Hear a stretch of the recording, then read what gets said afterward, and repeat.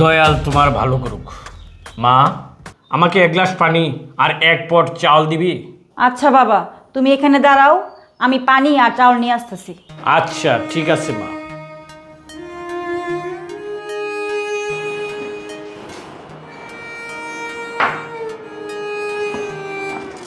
এখানে দেখা যায় বেশি চাল নাই। ফকির বাবা আসছে, উনি আমার কাছে পানি আর চাল চাইছে, কিন্তু এখানে তো এক পট চাল হবে না। আমি বাবাকে কিভাবে এক পট চাল দিব? আর আমার ভাইটাও অসুস্থ, ও না খেয়ে আছে। আর আমার হাজব্যান্ড বাহিরে, এসে কি খাবে?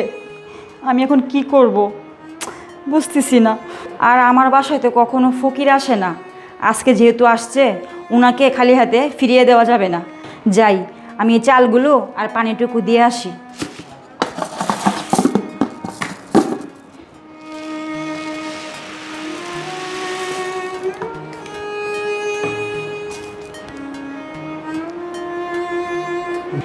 এই যে বাবা, আপনার পানি।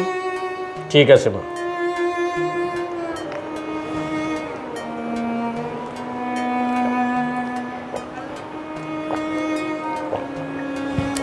নে মা। বাবা, চালটুকু নেন। মা, আমি তোর কাছে এক পট চাল চেয়েছিলাম, আর তুই আমাকে আধা পট চাল দিলি। বাবা, এই চালটুকু ছাড়া আমাদের ঘরে আর কোনো চাউল নেই। আমাদের ঘরে যা ছিল সব আপনাকে দিয়ে দিছি। ঠিক আছে মা, তুই যা দিয়েছিস তাতে শুকর আলহামদুলিল্লাহ। মা, জি বাবা। ওকে, ওর এই অবস্থা কেন? বাবা, ও আমার ছোট ভাই।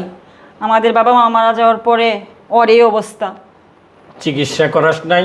বাবা, চিকিৎসা কি করে করব? আমরা তো খেতেই পারি না, আর ও চিকিৎসা করলে তো অনেক টাকার প্রয়োজন। মা, তোর স্বামী নেই? তোর স্বামী কি করে? বাবা, আমার স্বামী আছে, কিন্তু বাবা আমার স্বামীর কোনো কর্ম নাই। সারাদিন চাকরির জন্য খোঁজাখুঁজি করে, কিন্তু কোথাও কোনো চাকরি পাইতেছে না বাবা। আর দেখতেছেন না এই বাড়িটা, এটা 3 মাসের ভাড়া বাকি।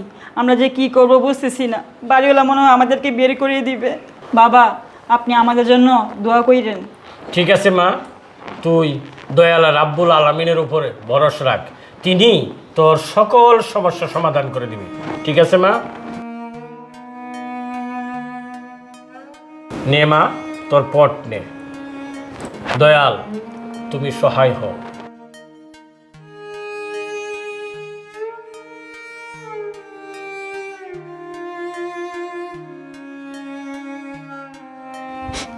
আরে পিঙ্কি, কি হয়েছে তোমার? কান্না করতেছো কেন?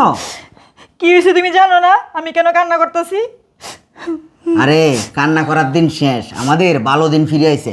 এই নাও, এই টাকাগুলো নাও, রাখো। টাকা? তুমি এতগুলো টাকা কই পাইলা? আরে আমি এতগুলি টাকা কোথায় পেলাম সেটা আমি পরে বলতেছি। আরও একটা খুশি সংবাদ আছে। আর একটা খুশি সংবাদ? কি সেটা তাড়াতাড়ি বলো বলো। আরে শোনো, আমি সকালবেলা ইন্টারভিউ দিতে গেলাম না, ইন্টারভিউ দিয়া রাস্তা দিয়ে আইতে আইতেই সেখান থেকে ফোন দিল আমাকে। ফোন দিয়ে বললো আমার চাকরিটা হয়ে গেছে। আমি খুশিতে তো হাঁটতেছি, হঠাৎ করে নিজ দিকে তাকায় দেখি এই 1 লক্ষ টাকা পড়ে রয়েছে। তারপরে টাকাগুলি নিয়ে আসলাম। আমাদের মনে হয় ভাগ্য খুলে গেছে, আমাদের আর কষ্ট করতে হবে না। আর একটা কথা জানো, আমার যেখানে চাকরি হয়েছে না সেখানে আমার বেতন ধরছে কত জানো? 1.5 লক্ষ টাকা। আল্লাহ আমাদের ডাক শুনছে। আফা, ভাই, আমি সুস্থ হয়ে গেছি। আরে ভাই, তুই সুস্থ হয়ে গেছস? আল্লাহ আমাদের ডাক শুনছে। দেখছো, এটা মনে হয় নিশ্চয়ই ওই ফকির বাবার কাজ। উনি আমাদের জন্য দোয়া করছে, আমাদের একদিনে সব সমস্যা সমাধান হয়ে গেছে। হ আফা, তুমি ঠিকই কইছো, ফকির বাবার দোয়াটা কবুল হইছে। এই ফকির বাবা মানে ও বলতেছে ফকির বাবার কথা, তুমিও বলতেছো আচ্ছা, ফকির শোনো বাবাকে? শোনো, এইসব কথা পরে হবে। তুমি কি ফ্রেশ হয়ে আসো তো, যাও যাও যাও। হ্যাঁ আচ্ছা ঠিক আছে। ভাই তুই এদিকে আয়, এনে বস, এনে বস। ভাই তুই সুস্থ হয়ে গেছস, আমার খুব ভালো লাগতেছে।